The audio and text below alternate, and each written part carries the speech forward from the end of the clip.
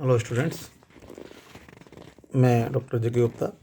आज हम BA part first के जो गत हमारा वीडियो था समस्थिति के सिद्धांत के बारे में बात कर रहे थे और हमारी बात वो अधूरी रह गई थी।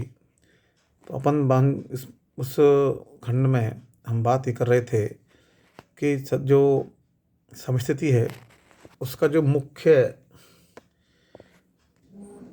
जो विचारणीय बिंदु है वो ये ज्ञात करना है या ये ज्ञात करना कि वास्तव में समस्थिति के अंदर पृथ्वी के अंदर एक ऐसे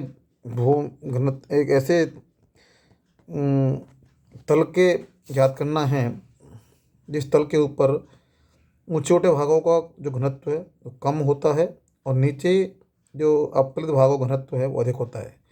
परंतु उन सभी का घनत्व उस एक रेखा के सहारे जो है वो जिसे समदाब तल या लेवल ऑफ यूनिफॉर्म प्रेशर कह सकते हैं या क्षतिपूर्ति तल कह सकते हैं, उस पर बराबर होता है और उसे हम समतोल तल आइसोस्टैटिक लेवल समतोल तल या आइसोस्टैटिक लेवल कहते हैं। या आप ध्यान कर लें या लिख लें, समतोल तल हो सकता है आपको शॉर्ट नोट में या क्वेश्चन में आ जाए, तो उसे हम समतोल तल कहते हैं। अब प्रश्न उठता है कि सिद्धांत का विकास कैसे हुआ। तो ये मानते हैं सर्वप्रथम जो इस अभू संतुलन शब्द का जो प्रयोग है वो आज से लगभग 100-150 वर्ष पूर्व 1889 में एक अमेरिकी भूगोलवेत्ता थे डटन ने किया था। परंतु उससे पहले एक वहाँ पर एक बाफर विद्वान थे, पी बाफर। उन्होंने 1735 में ही एंडीज पर्वतों में जब वो गड़े कोई सर्वे कर रहे थे एंडीज पर्वत मालाओं में, तो फ्रांसीसी विद्वान थे ये।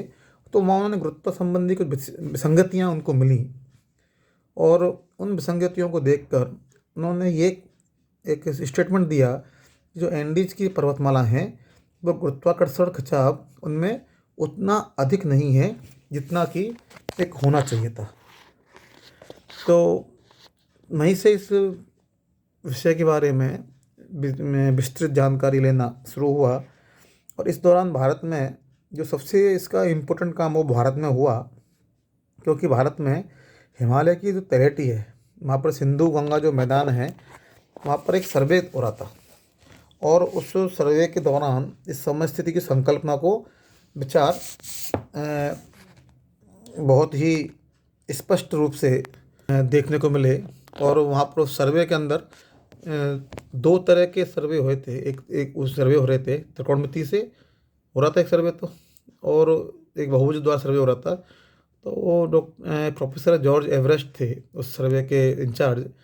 तो जब वो सर्वे कर रहे थे तो उन्होंने ऐसी विसंगतियाँ जो हिमालय का जो गुरुत्वाकर्षण है उसमें ऐसी विसंगतियाँ देखी कि उन्होंने उनके विचार से इस भूसंतुलन के सिद्धांत को बल मिला।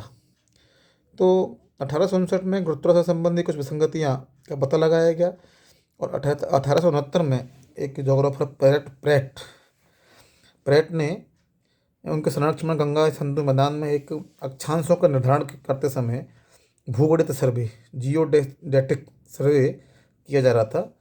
और भारत के जो मध्य देशांतर पर जो भारत का मध्य देशांतर है, आप लोगों को पता होना चाहिए, जो मध्य देशांतर है भारत का 82.5 डिग्री ईस्ट। तो जो इस मध्य देशांतर में दो कस्बे, दो शहर थे, दो जगह थे, कल्याण और कल्याणपुर। इन दोनों के जो अक्षांशीय निर्धारण चल रहा था उस अक्षांशीय निर्धारण में थोड़ी अंतर आया और इस अंतर को उन्होंने दूर करने के लिए दो विधियों का प्रयोग किया।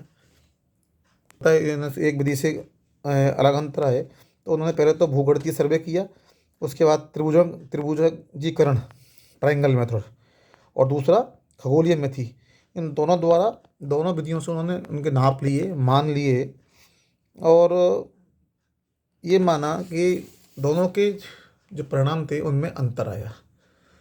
और उस अंतर को देखकर जो प्रेट ने यह आश्चर्य हुआ कि कल्याण की दूरी हिमालय से मात्र 96 किलोमीटर थी।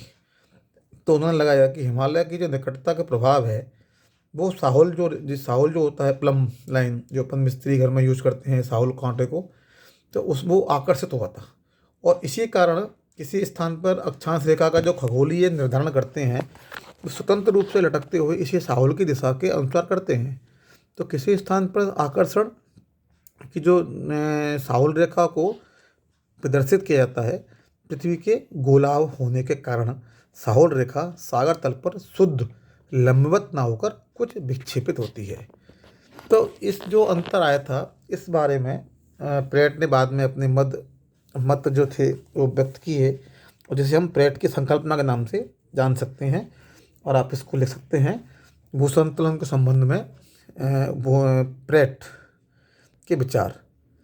तो इसके जो विचार थे प्रेट ने कि भाई जो समस्या थी, यानी जो कल्याण और कल्याणपुर, इन दोनों के जो मापन में अवकलन में जो विसंगति आई थी, उसको समस्या को समाधान के लिए अनुमान लगाया प्लेट ने कि जो हिमालय की जो निकटता है उसके कारण साहुल रेखा में विक्षेपण हुआ होगा। और इसके समाधान के लिए प्लेट ने क्या किया कि समस्त जो पर्वतीय पिंड का जो घनत्व है उसको भूपटलीय जो सेल हैं उनके औसत घनत्व अर्थात 2.7 जो घनत्व है वो उसको माना, ये इसका घनत्व 2.7 है। और उसको मानकर ये उसने गणना की तो वो आश्चर्यचकित हो रह गए, क्योंकि आकलन के हिसाब से जो दोनों के मध्य अंतर आया था, दोनों स्थानों के मध्य वो बहुत कम आया था, जबकि हकीकत में उनका अंतर और अधिक होना चाहिए था। या आप ये भी कह सकते हैं कि जो हिमालय को जो वर्तमान घनत्व के आधार पर जितना आकर्षित करना चाहिए था उससे कम मात्रा में आकर्षित किया। और इसके लिए उन्होंने दो कारकों को या दो कारणों को इम्पोर्टेंट माना। उन्होंने माना कि या तो पहले क्या हो सकता है, या तो हिमालय पर्वत की जो रचना है वो अपेक्षाकृत कम घनत्व के जो सेल हैं उनसे हुई है, यानी जो जिनसे साधारण जो धरातल भूपटल की रचना हुई है जिनका घनत्व 2.7 है, उनसे रचना हिमालय की नहीं हुई, अपितु तो हिमालय की जो रचना है वो उससे कम घनत्व वाले सेलों से हुई है जिनका घनत्व जो है वो 2.7 से भी कम है। और इसी कारण जो उसका आकर्षण जो कम है हिमालय का वो कम आया, क्योंकि उसकी रचना 2.7 वाले घनत्व की सेलों से नहीं हुई थी, अपितु कम घनत्व वाली सेलों से हुई थी। इस कारण से अंतर कम आया। परंतु इन्होंने एक दूसरा भी कारण बताया। दूसरा कारण ये बताया कि जो मुख्य उच्चावची जो आकृतियाँ हैं, जो मुख्य उच्चावची जो आकृतियाँ के कारण स्थानीय आकर्षण की आधिक्य को धरातल के नीचे घनत्व की कुछ कमी द्वारा क्षतिपूर्ति होती है। अर्थात ये जो घनीभवन की प्रक्रिया के समय पृथ्वी को पूर्ण गोलाभ होना चाहिए था। ठोस परपटी के क्रम से निर्माण और उसकी मोटाई में अभिवृद्धि के साथ तापीय प्रसार और उसके अनुसार परिणाम स्वरूप ऊंचाई में जो वृद्धि होनी चाहिए थी, उस कारण से ये पूरे अपने जो उसका यूज करना चाहिए था अपना पूरे आकर्षण शक्ति का, उसका प्रयोग नहीं किया इसने।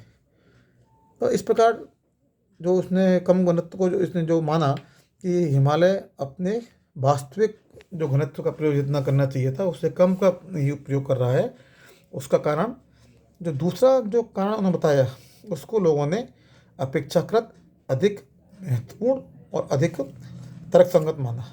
और प्रेट ने अपने जो इस आधार पर उन्होंने इसमें कैसेपन क्षतिपूर्ति तल को में अपन सिद्ध कर सकते हैं, तो उन्होंने उसको सिद्ध करने के लिए अपना एक उदाहरण प्रस्तुत किया।